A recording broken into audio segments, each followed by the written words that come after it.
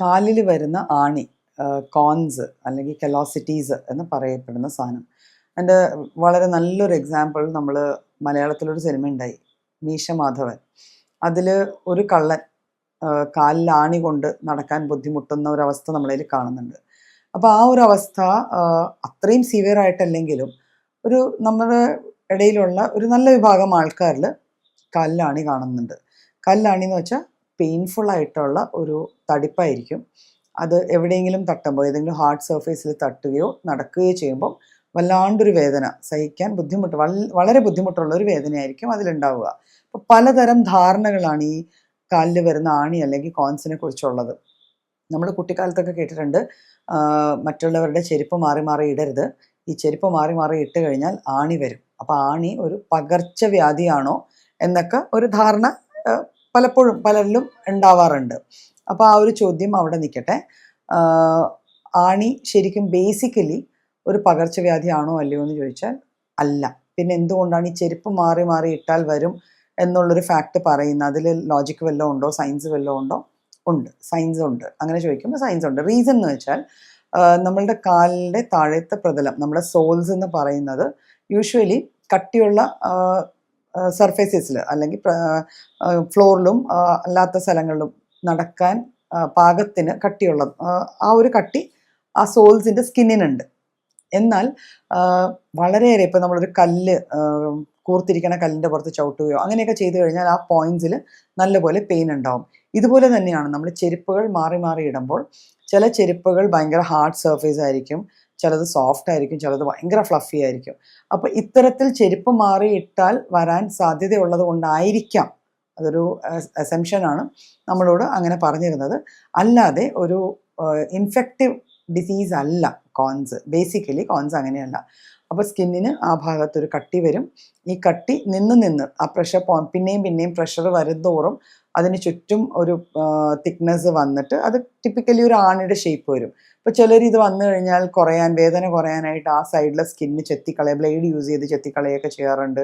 ചിലർ കല്ലിട്ട് ഉരയ്ക്കാറുണ്ട്. പക്ഷെ ഇതൊന്നും ഒരു ഹെൽത്തി വേ ഓഫ് മാനേജിങ് അല്ല, അങ്ങനെ ചെയ്യാൻ പാടില്ല.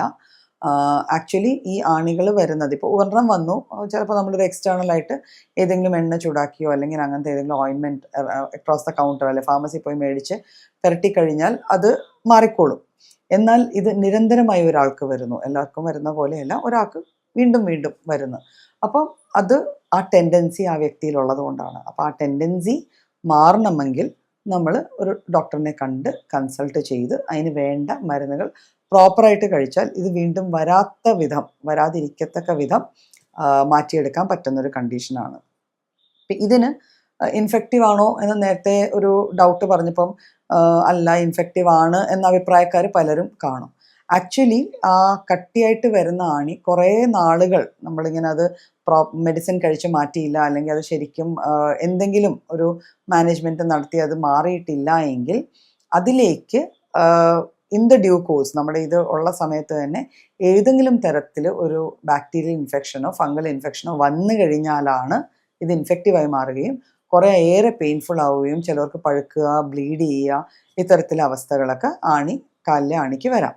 പിന്നെ ഇങ്ങനെ ആണി വരാനായിട്ട് ഒരു സ്പെസിഫിക് അല്ലാത്തതായ പോലും ഇതിലോട്ട് കോൺട്രിബ്യൂട്ട് ചെയ്യുന്ന ഒരു കോസാണ് വൈറ്റമിൻ എ എന്ന വൈറ്റമിൻ്റെ ഡെഫിഷ്യൻസി. അപ്പോൾ വൈറ്റമിൻ എക്ക് ഒരു പ്രത്യേകതയുണ്ട്, അത് നമ്മൾ സാധാരണ വാട്ടർ സോല്യൂബിൾ വൈറ്റമിൻ അല്ല.